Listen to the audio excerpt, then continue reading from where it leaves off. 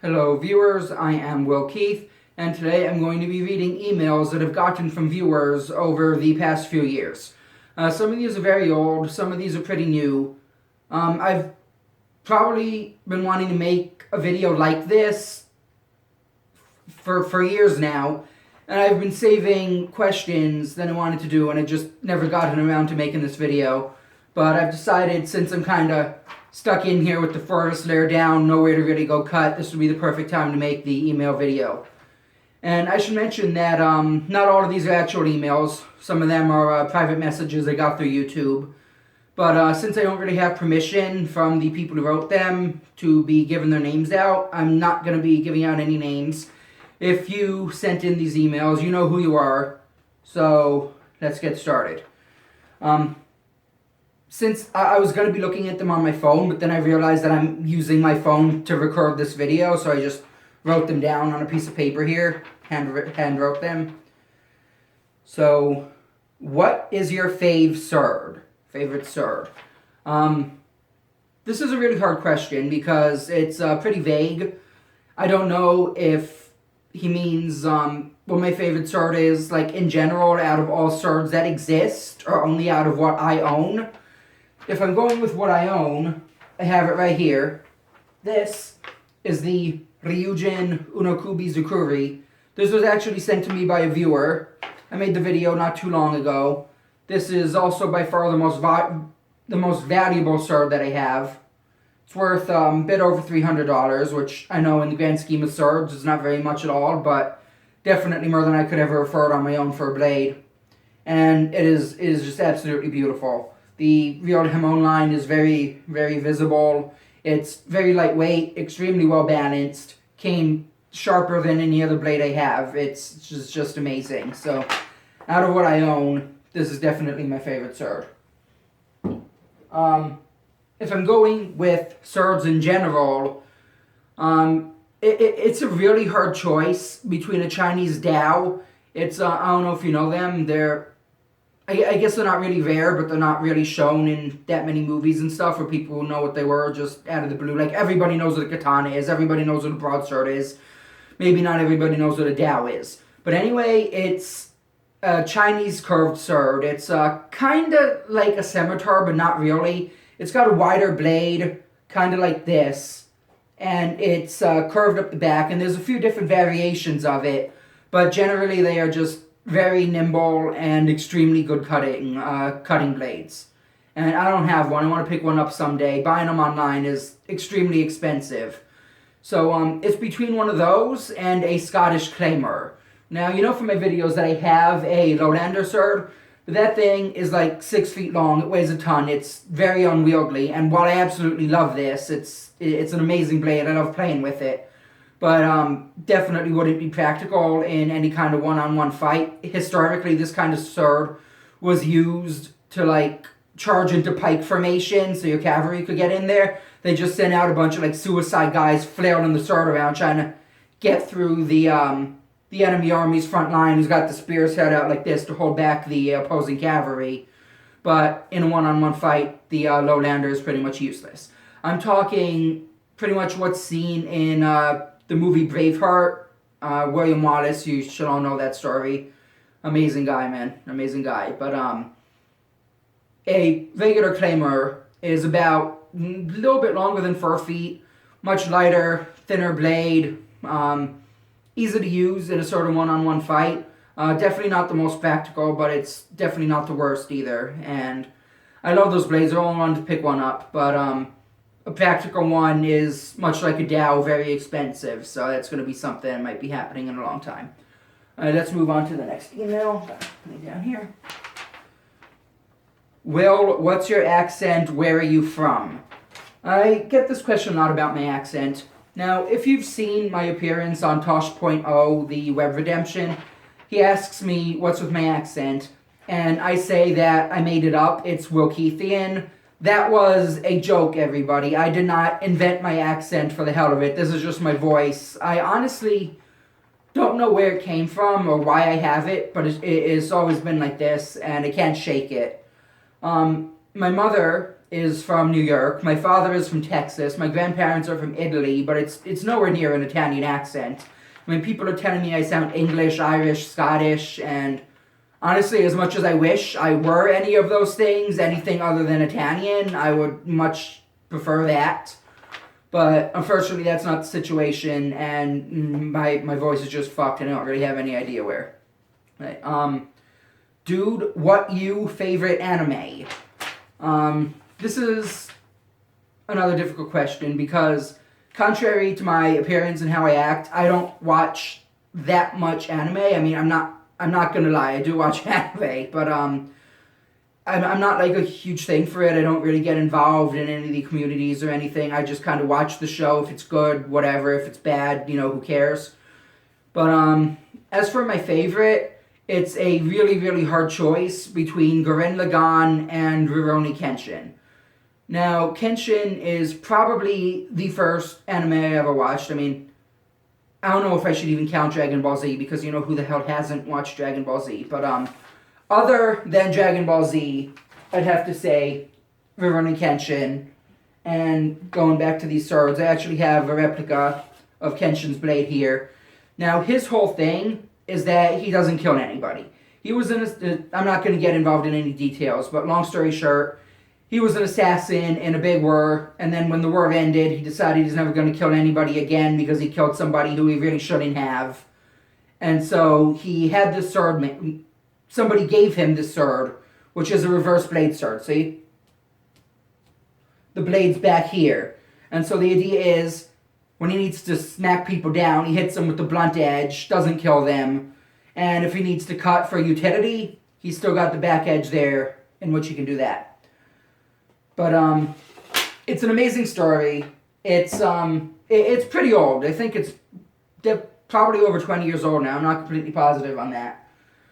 But it's an amazing series. But the thing is, it doesn't have a proper ending, and the only place you can get the actual really, really good ending is in the manga. So it really sucks that it was never completed. And due to that, I'm afraid that it can't take the place as my favorite anime of all time, and that would have to go to Gurren Lagann. I'm actually wearing a necklace from that now, and I can't really explain much about the show. But if you have any interest in anime at all and you haven't seen it, I would highly recommend watching it. Basically, it starts out as a parody of like other mecha and harem animes and stuff like that, and it's just generally a big joke and seems very stupid. But if you get through enough episodes, I'm not going to say precisely how many for spoilers, but instantly it switches from a joke into what is, without a doubt, the most epic piece of animation ever drawn and produced. It's just, it gets absolutely unbelievable by the end of it. It's just like a steady escalation from the episode where everything changes to the end. It just gets apeshit. Alright, where did I put my... Oh. Alright, on to the next. Why do you waste so much water, you fat cunt? This question always... I don't know why I'm laughing. I wrote this here on this piece of paper. It shouldn't be funny to me anymore, but it's just fucking hilarious every time. But, alright, I've explained this multiple times in multiple videos and dozens of times in comments, but I still keep getting this question. Some of them aren't even as nice as the one I just read. But the thing is, I don't waste water. One, I don't live in the deserts of Africa. I live in New Jersey, near the ocean. There is absolutely no shortage of water anywhere near me. So, pretty much, to explain exactly what I do with my bottles, is I drink whatever I'm drinking. Sometimes it's milk that goes away after a few days.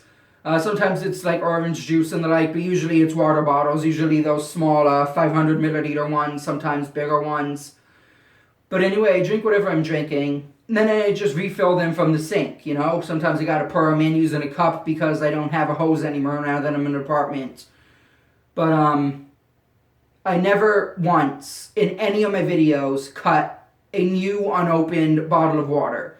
Even the time where I cut the full 24-pack of water, I put them out of there and I stuffed them back in, and when I had to cut the plastic to start taking them out, I just put a piece of tape back over there And I mean, it's not really rocket surgery, you know, putting everything back in there and taping it up.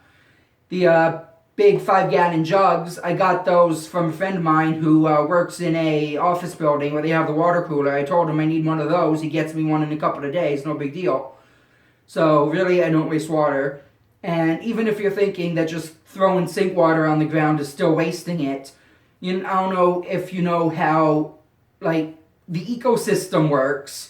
But water evaporates, turns to rain, that gets back in the ocean, that gets back in the lakes and reservoirs, and really, water doesn't go anywhere. Water never disappears from within our atmosphere.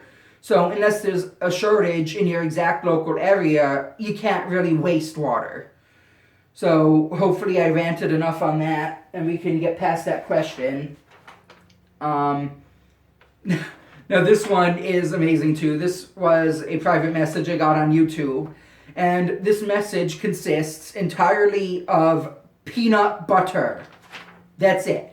No question, no punctuation of any kind, just peanut butter. I don't know why this stuck with me for so long, because it shouldn't be that funny. It's just like completely random, but I found that very humorous. I don't know if he was asking me if I like peanut butter, because like I do a lot of cool stuff with peanut butter. I guess I could tell a bit of a story here. When I was a little kid, in my school library, in 2nd grade I think it was, when I was still living down in Florida, I got this cookbook. It was like a kid's cookbook, and one of the things inside that cookbook was peanut butter with grilled cheese. And now I know, like, most of you people watching this think that's like absolutely insane. What the hell am I talking about?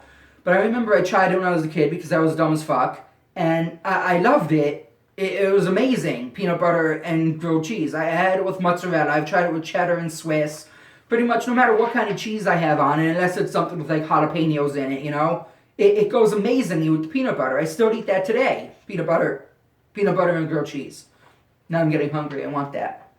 So unless you're like completely opposed to the idea, I recommend you try peanut butter with grilled cheese. It goes best with mozzarella, I'd say. I don't know if I'm the crazy one, but like this was in a cookbook, and even if it's a kid's cookbook, that means somebody has to have thought about it and made it work in the past before they wrote it down in a book. So obviously I'm not the only one, but that shit's amazing.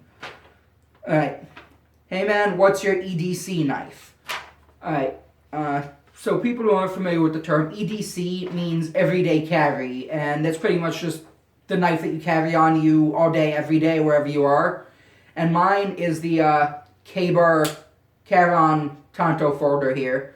K-Bar is a really good knife brand. They make knives used by the U.S. military, used by police forces, and they're just generally amazing blades. This is one of the cheaper types. This was about $25. But it's very solid. It is a folder, obviously. Just opened it in front of the camera. It's not stainless steel. I'm not really sure what it's made out of. The part that says it on the bottom is rubbed off, but it's some type of carbon steel. And it's very tough. I mean, I've done a lot with this. I've had it for years now. And it is held up very well. I've never had to tighten it. I've never had to loosen it when I got it. And it's just altogether a great knife. So if you're looking for a good folding knife, carry on in your pocket, I highly recommend it. It's the K-Bar Caron. You can find it all over the internet. You can get it from Amazon. Not many good knives you can get on Amazon, but this is there. Alright, where was I? Do you vape?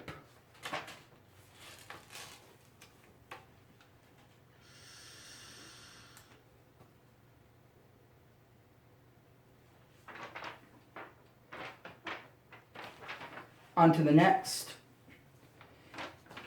Is virtual reality worth the money? It looks so bad. I kind of have to put a lid on myself for this one because I could talk about virtual reality for like literal hours without ever stopping or wanting to stop. Long story short, yes, it is definitely worth it as long as you get the good one, which is the Vive, which I have right here. Hang on. This is the Vive. I know that a lot of you don't watch my gaming videos. You might not even know that I friggin' have this thing, although you've probably seen the videos when I first got it. But, This is worth about $800, plus you need a really beefy PC to be able to use it properly. So it's a huge investment, but this is the good one. Oculus Rift, not even talking about their shady-ass deal with Facebook and their founder who's kind of going more apeshit every day. It's just worse hardware, and it's just... people say it's more comfortable to wear on their head, but the Vive, it really isn't that bad. Like, I don't even use the face foam because I have, like, rhinoceros skin. It's just, like, open, scratchy Velcro that I just put right on my face, but it increases the field of view dramatically. Like, width of the foam, I can see, like, this much. Without it, it goes, like, all the way out to here. It's amazing. It's really, like, just looking at it like a motorcycle helmet, for example. And, like, the real thing about it is people say that the graphics look really bad in the videos that I make. And there are a few reasons for this. Reason number one is because my PC is currently terrible. I'm going to be upgrading it soon, but I run every game on the lowest settings to get a proper frame rate. And sometimes I can't even get that. So obviously it's going to look bad because I have it on the lowest settings all the time. But another reason is because each... Let me get this out of the way. Each lens is a separate screen. It's not each lens going into one screen. They're two separate screens that each have to be rendered at the same resolution at the same time. And that puts a big strain on the computer, especially in games that have better visuals, which is why most games don't look that great. But the main thing is when you're actually in here, you don't really notice the graphics because it's not like you're looking at a game on your screen. It's like what you're playing becomes the world around you. It's impossible to explain unless you've tried it. Like, I could talk about this as much as I like, but you're never really going to get it until you stick your face in one of these things. But everything becomes the game. Like, you don't know that the graphics are bad because they're not graphics anymore. They're just the world that you're looking at. And instead of bad graphics like it is on the screen, it becomes like abstract art and like digital paintings and stuff like that. And as I said before, it's really hard to describe unless you've tried it. But no matter how bad a game looks, when you've got this thing on your head, you don't even notice it because it's not a game anymore. It's really there in front of you. And, I mean, obviously it's not literally there, but that's really how it feels. That's how it looks. And with the motion controllers, you can reach out and realistically interact with stuff. It's beyond anything that could be described as a video game. It's above that. And I really hope that each and every one of you gets to try this someday because this is the future. People who haven't tried it, they can deny that as much as they like. They say people aren't going to want to wear a heavy headset all the time. But the thing is, over the years, these are going to be getting smaller and smaller. Eventually, they're going to be like a pair of swimming goggles. And by that time, there's no fighting it. This is where we are going in the technological future, and at least in the future of video gaming. So, I say resistance is futile, bend to the Vive now, and accept your fates. Alright. Will Keith, who is your waifu? I thought about not answering this one, but I figured what the hell, I was talking about anime before, so, this is another difficult question because I don't know if waifu has to only be from anime or if it can just be any person from a TV show. So if we're going from like all of television, I would have to go with Carrie Byron from Mythbusters, and I really hope she never hears that because that would be weird as hell. But God, she is just amazing, and I guess that's all I'm going to say about that. But if we're going from anime only, that's a much harder question because, as I said before, I don't really like pay all that much attention to it. God, I was thinking about somebody earlier, but I'm just going to go with what pretty much everybody else says when they're put on the spot and go with Krista from Attack on Titan. She's pretty nice, but I just really don't care enough to think of anything beyond that. I don't know, I had a good one before, but it's gone now. What game is your favorite? YOU''RE favorite? I have to go with Skyrim on this one. And anyone who's played Skyrim, especially on console, you know that the game has a shit ton of problems. But the thing is, with modding, all those problems can go away and you can make the game exactly how you want it. Like, I might be making some Skyrim videos soon and you're going to see how I have it set up. But, like, right now I got it where I can camp out in the wild. I can, like, manually place stuff all over my house. And while you can do that into the vanilla game, as soon as you reload the house, everything goes flying all over the place and ruins everything. But with mods, you can put stuff exactly where you want them, move them, like, centimeter by centimeter so they stay in place forever. You can spawn in more mannequins. You can move around furniture wherever you want it. I got it so dragons come in all the time. I got the immersive armor and immersive weapons, 2 different mods. They made by the same guy. They had like 300 different weapons, couple hundred different armor sets, all of which you can craft from different unique materials. I have so many mods that I can't even start going on about it now. But you can make Skyrim exactly what you want it to be. So definitely, if I had to pick a favorite game, it would be that. Just for the fact that it is quite literally limitless. Alright.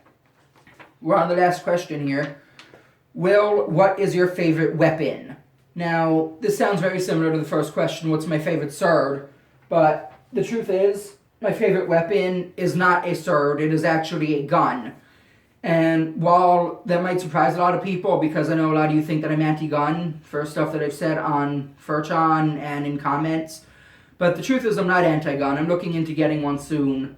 The thing is that I live in New Jersey, as I said, and gun laws here are just absolutely fucked. It's next to impossible to get a gun of any kind. You need permits for a long rifle, let alone a handgun. So it's just never really been worth it to me. But my favorite weapon, I'd have to go with the Mauser C96. It's the broom handle pistol. It also goes by Red 9 when it's chambered in 9mm. And this is like really... I care about this gun a lot. And honestly, it's just really from playing video games. Resident Evil 4 is the first game that I've seen this gun in. And I also think it's the first M-rated game I ever played when I was a kid. It came out in 2004. How old was I? Jeez, I'm not mathing right now. But anyway, I was pretty young. Wait, no, Halo 2. Halo 2 was the first M-rated game I played.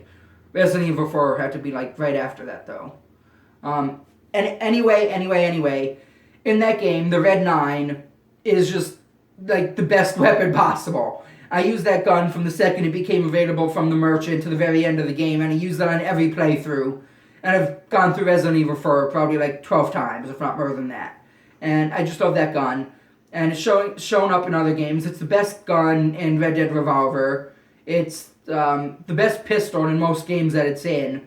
And just generally I've grown an attachment to the C96 from just having it in so many different video games that I love a lot. And I'd really like to get my hands on one in real life at some point. Preferably chambered in 9mm, since that's a much more common round than what the basic version of the gun fires. So, I don't know, I guess that's the end of this video. If I get up some more emails, I might make another one of these someday. Anyway, thanks for watching, and see you next time. Have a good day.